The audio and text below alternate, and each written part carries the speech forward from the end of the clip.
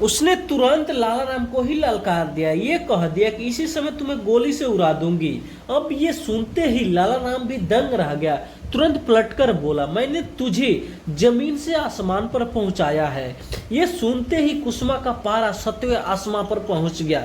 फिर कुसुमा ने कहा दिया कि ठीक है, तुमने मुझे जमीन से आसमान पर पहुंचाया, लेकिन अब तुम्हारी औकात नहीं कि आसमान से नीचे ला सको। यह कहते हुए उसी समय कुसुमा ने गैंग छोड़ दिया और वहां से चली गई। अब कुसुमा का नया ठिकाना था फक्कर बाबा का गैंग। फक्कर बाबा को डाकुओं का गुरु कहा जाता है। इसका असली नाम रामसरे तिवारी पर डाकुओं को गुरु होने से नाम पड़ गया था।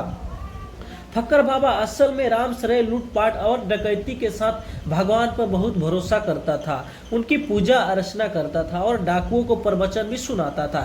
इसीलिए दूसरे डाकू उसकी इज्जत करते थे, साथ ही गुरु भी मानते थे। इसीलिए उसे फक्कर बाबा का नाम दे दिया था।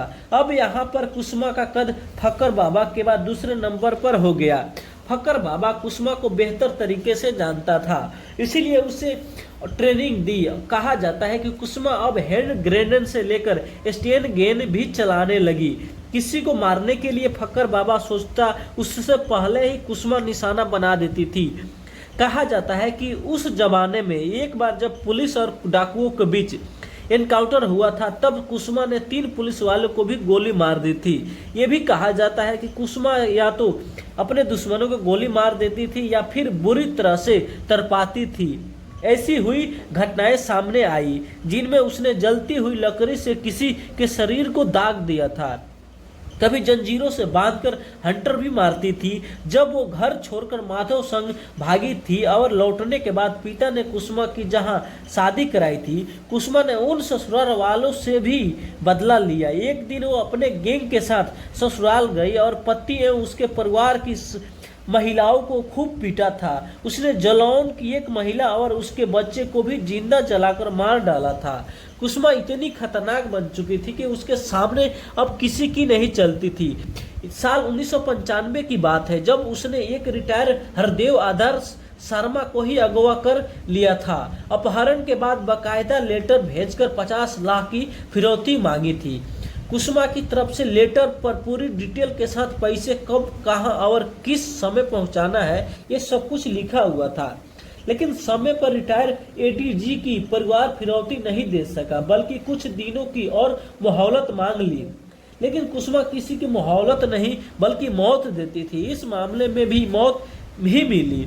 कुसुमा ने हरदेव आदर्श शर्मा को गोली मारकर लाश को नहर में बहा दिया। अब इस घटना के बाद पुलिस ने कुसुमा पर 35,000 रुपए का इनाम घोषित कर दिया था, लेकिन कुसुमा पकड़ में नहीं आई।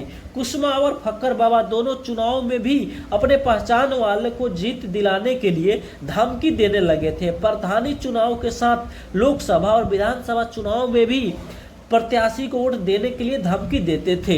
इसी तरह साल 1996 में लोकसभा चुनाव में अपने प्रत्याशी को वोट देने के लिए फक्कर बाबा और कुसुमा ने फरमान सुनाया था, लेकिन औरैया जिले के अमोवा गांव के रहने वाले संतोष और उनके चचेरे भाई राजकुमार ने इनकी बात नहीं मानी, बल्कि ये प्रचार करने लगे कि अच्छे और बिना किसी दबाव के ही लोग वोट डाले। इससे नाराज होकर कुसुमा ने दोनों को सबक सिखाने के लिए उनकी आंखें ही निकाल ली थी, जिसके बाद इनका खौफ वहां के आसपास के इलाकों में बढ़ गया था। अब जैसे जैसे समय बदल रहा था, देश भर में कई डाकू सरेंडर कर रहे थे। इसी बीच फक्कर बाबा की बातों का असर कुसुमा पर भी हुआ था। अब कुसुमा और फक्कर बाबा दोनों पुलिस से ज्यादा समय तक लुका छिपी का खेल नहीं खेलना चाहते थे, इसीलिए दोनों ने एक साथ मिलकर सरेंडर करने के लिए प्लानिंग की। साल 2004 में कुसुमा और फक्कर ने अपनी पूरी गैंग के साथ यूपी पुलिस के सामने सरेंडर कर दिया था। कुसुमा एडीजी अधिकारी की हत्या समेत दर्जनों मामलों में अभी जेल में उम्र कैद की सजा काट रही है।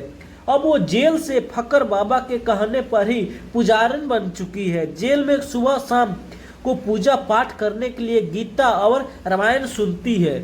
जेल में वो राम राम लिखती रहती है, जबकि फक्कर बाबा जेल में कैदियों को अब प्रवचन सुनाता रहता है।